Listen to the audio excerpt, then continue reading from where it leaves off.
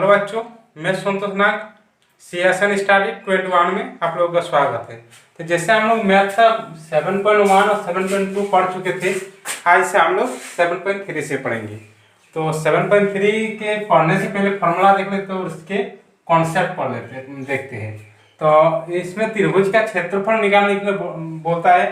जैसे कोई त्रिभुज है, मान लेते समकोण त्रिभुज ही ले लेते हैं। कोई समकोण त्रिभुज है, यहाँ पर 90 डिग्री है, इसको क्या बोलेंगे? आधार, और इसको बोलेंगे ऊंचाई।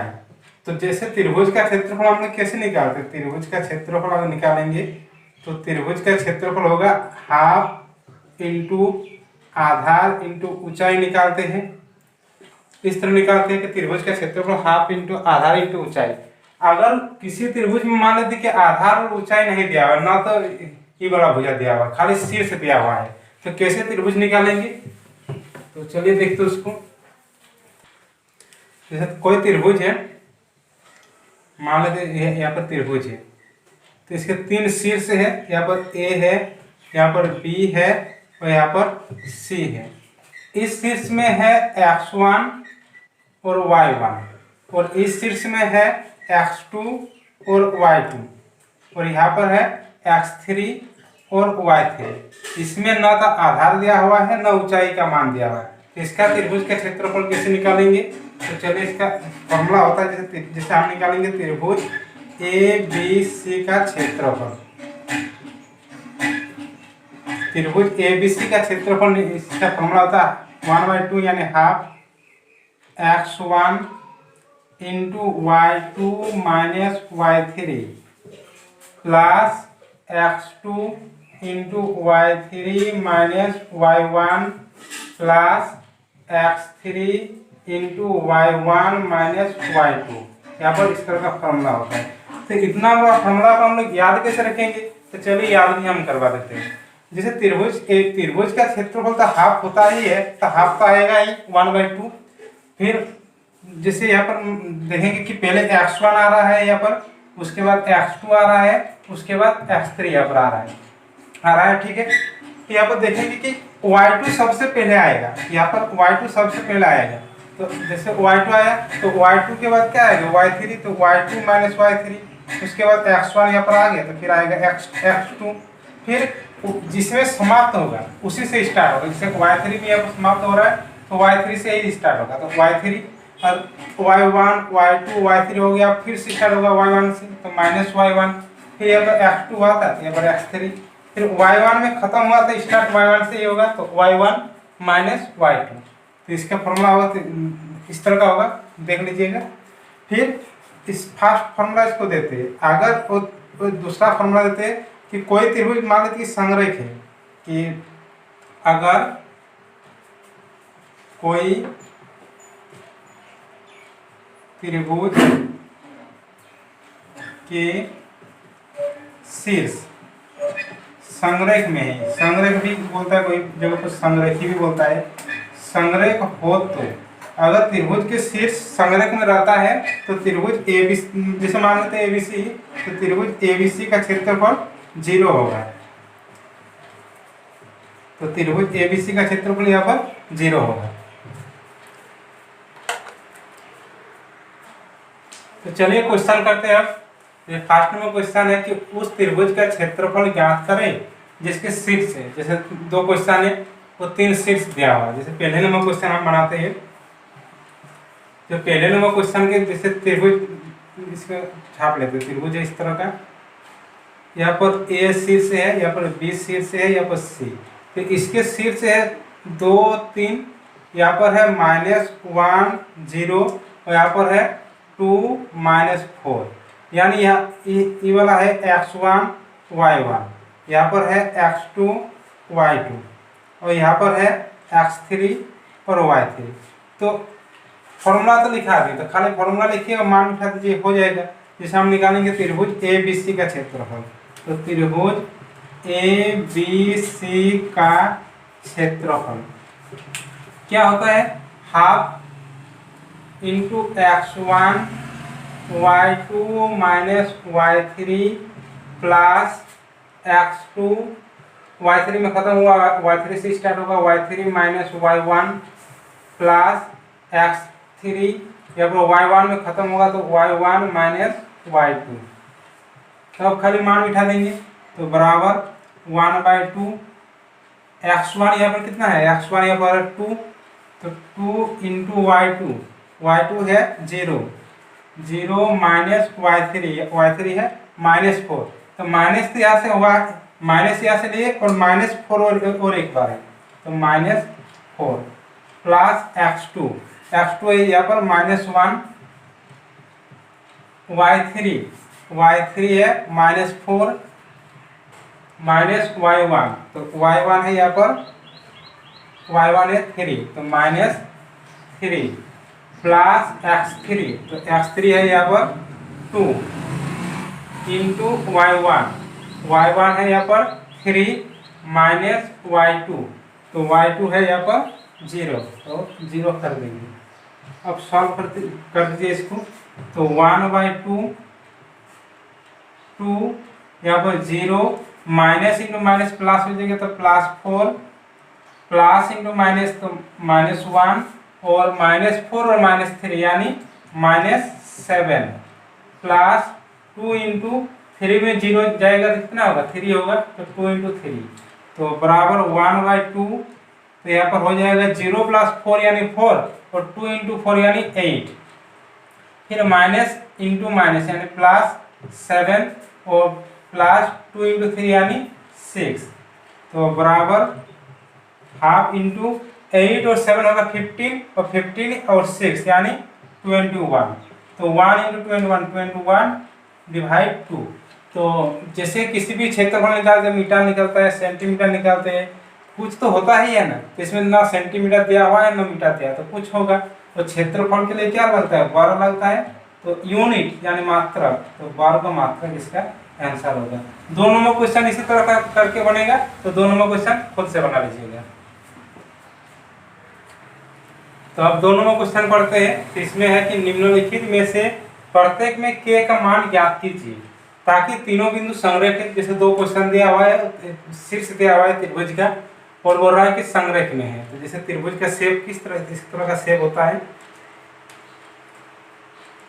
यहाँ पर A B C, इसका शीर्ष है 7 - 2, यहाँ पर है 5 1 और यहाँ पर है 3k।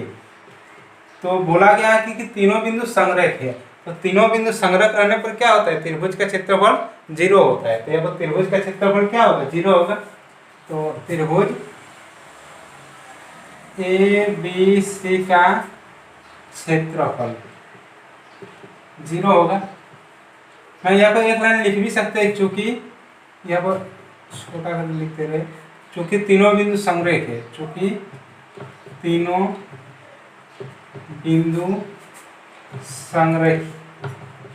संरेख में है, इसीलिए त्रिभुज ABC का क्षेत्रफल 0, और त्रिभुज ABC का क्षेत्रफल 0 होगा, और त्रिभुज ABC का क्षेत्रफल क्या होता है, half into x1 into y2 minus y3 plus x2 y3 minus y1 plus x3 into y1 minus y2 बराबर 0।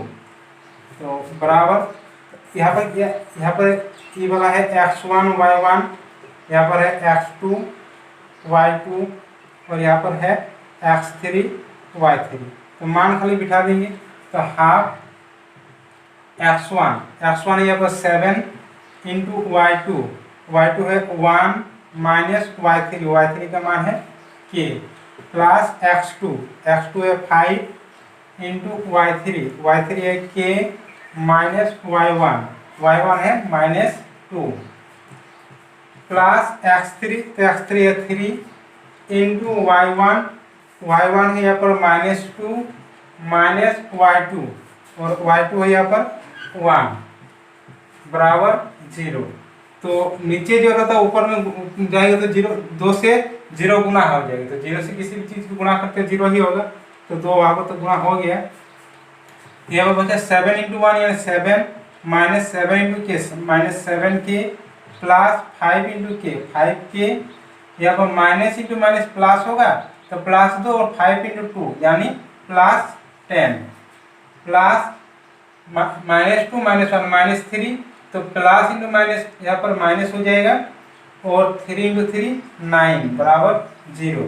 तो यहाँ पर के को एक पहले जैसे -7k + 5k यानी -2k, फिर है यहाँ पर 7 + 10 यानी 17 और 17 में 9 जाएगा तो कितना होगा, 17 में 9 जाएगा तो 8 बराबर 0।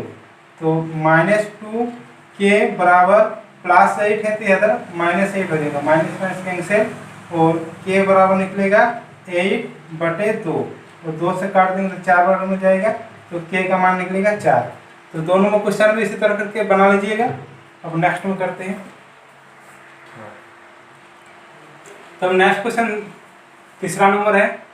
तो क्वेश्चन पढ़ लेते चलिए। तो बोल रहा है कि शीर्ष 0 -1 2 1 और 0 3 बढ़ने वाले त्रिभुज के मध्य बिंदुओं से बढ़ने वाले त्रिभुज का क्षेत्रफल ज्ञात कीजिए और इस क्षेत्रफल का दिए हुए त्रिभुज के क्षेत्रफल के साथ अनुपात ज्ञात कीजिए। तो जैसे बनाते हैं इसको चलिए। जैसे एक त्रिभुज दिया हुआ है, मान लेते एक त्रिभुज यहाँ पर दिया हुआ है ABC, मान लेते इसको ABC। इसके शीर्ष है 0 -1 2 1 और 0 3। जैसे बोल रहा है क्वेश्चन कि बनने वाला त्रिभुज के मध्य बिंदुओं से, तो इसका मध्य बिंदु होगा यहाँ पर, BC का मध्य बिंदु होगा यहाँ पर और इसका मध्य बिंदु यहाँ पर होगा। बनने वाले त्रिभुज के क्षेत्रफल ज्ञात कीजिए। तो यहाँ पर मध्य बिंदु बन रहा है जैसे और एक त्रिभुज बन रहा है, तो इस त्रिभुज का क्षेत्रफल निकालने बोल रहा है यहाँ पर। तो इस मध्य बिंदु इसका नाम देते हैं P, इसका नाम देते हैं Q और इसका नाम देते हैं R। तो तीनों के निर्देशांक भी तो निकालना होगा तब तो कोई क्षेत्रफल निकाल पाएंगे। तो P का निर्देशांक निकालेंगे पहले। P का निर्देशांक, तो यहाँ पर P क्या है, P है यहाँ पर AB का मध्य बिंदु। और मध्य बिंदु कैसे निकालते हैं कि दोनों के जैसे एक्स पॉइंट को दोनों को जोड़ देते हैं, 2 से डिवाइड देते हैं। जैसे यहाँ पे 0 + 2 जैसे 7.1 में पढ़े थे और 7.2 में भी पढ़े थे, 0 + 2 / 2, फिर -1 फिर +1/2। तो 0 + 2 यानी 2/2 और -1 + 1 यानी 0/2। यहाँ पर काट जाएगा 1, तो यहाँ पर आएगा 1 और 0/2 आएगा 0। तो यानी इसका निर्देशांक आएगा 1 और 0। उसी तरह Q का निर्देशांक निकालेंगे। यहाँ पर Q का निर्देशांक, तो Q का निर्देशांक क्या मध्य बिंदु है, तो 2 + 0/2 2 + 0/2 और 1 + 3/2। तो यहाँ पर हो जाएगा 2 + 0 यानी 2/2 और 1 + 3 यानी 4/2। तो काट देंगे एक बार में, यहाँ पर 2 बार में, तो आएगा 1 और 2। तो इसका निर्देशांक आएगा Q बिंदु का 1 और 2 आएगा। यहाँ पर 1 और 2 लिखे। उसके बाद R बिंदु के निर्देशांक निकालेंगे। R बिंदु के निर्देशांक, तो R बिंदु का निर्देशांक होगा, यहाँ पर मध्य बिंदु हो रहा है तो यहाँ पर 0 + 0 / 2 0 + 0/2 और -1 + 3 -1 + 3/2। तो 0 + 0 यानी 0/2 और -1 + 3 यानी 2/2। तो यहाँ पर आएगा 0 और यहाँ पर आएगा 1। तो R बिंदु का निर्देशांक निकलेगा 0 और 1। तो त्रिभुज PQR बोल रहा है, तो त्रिभुज PQR के क्षेत्रफल अब नेक्स्ट पेज में निकालते हैं। तो मध्य बिंदु से बनने वाले त्रिभुज का क्षेत्रफल निकालने बोल रहा है। तो मध्य बिंदु PQR बन रहा है, तो त्रिभुज PQR का क्षेत्रफल निकालेंगे। त्रिभुज PQR का क्षेत्रफल फॉर्मूला होता है 1/2 x1 × y2 - y3 + x2 y3 - y1 plus x3 into y1 minus y2 तो बराबर 1/2। तो जैसे निकाल रहे हैं पी क्यू आर, तो इसमें मान नहीं बिठाएंगे। जैसे पी क्यू आर निकाल रहे थे, पी यहाँ पर होगा x1 y1, यहाँ पर होगा x2 y2, यहाँ पर होगा x3 y3। तो x1 इसलिए मान नहीं दे रहे क्योंकि ए बी सी का मान भी निकालेंगे ना, तो उसमें भी x1 y1 रखेंगे तो उसमें थोड़ा दिक्कत हो जाएगा। तो जैसे हाफ तो हाफ दिए, उसके बाद x1, तो x1 होगा यहाँ पर 1 इंटू y2, तो x1 y1 x2 y2, y पर 2 होगा 2 माइनस y3 होगा 1 प्लस x2 होगा यहाँ पर 1 इंटू y3 का मान है यहाँ पर 1 माइनस y1 है 0 प्लस x3, तो x3 है यहाँ पर है 0 इंटू y1 है यहाँ पर 0 माइनस y2, और y2 है यहाँ पर x1 y1 x2 y2 है 2। तो हाफ इंटू 1 इंटू 2 माइनस 1 यानी 1 प्लस 1 इंटू 1 माइनस 0 यानी 1 प्लस इसको तो 0 से गुणा करेंगे 0 ही होगा यहाँ पर, तो 0 हो जाएगा। तो 1/2 1 इंटू 1 यानी 1 इंटू 1 यानी 1 प्लस 0, तो बराबर 1/2 इंटू 1 प्लस 1 प्लस 0 यानी 2। तो 2 से एक बार में कट जाएगा, तो 1 इंटू 1 यानी 1 वर्ग मात्रक। तो इसका क्षेत्रफल निकलेगा 1 वर्ग मात्रक त्रिभुज पी क्यू आर का।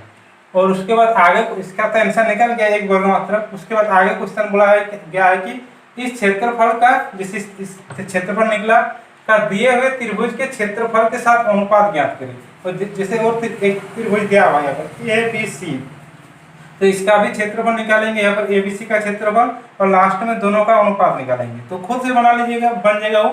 तो आज हम लोग इतना दूर तक ही करते हैं। नेक्स्ट क्लास में हम लोग जैसा 3 नंबर क्वेश्चन देखते हैं, नेक्स्ट क्लास में 4 नंबर क्वेश्चन से करेंगे। तब तक देखते रहिए CSN स्टडी 21।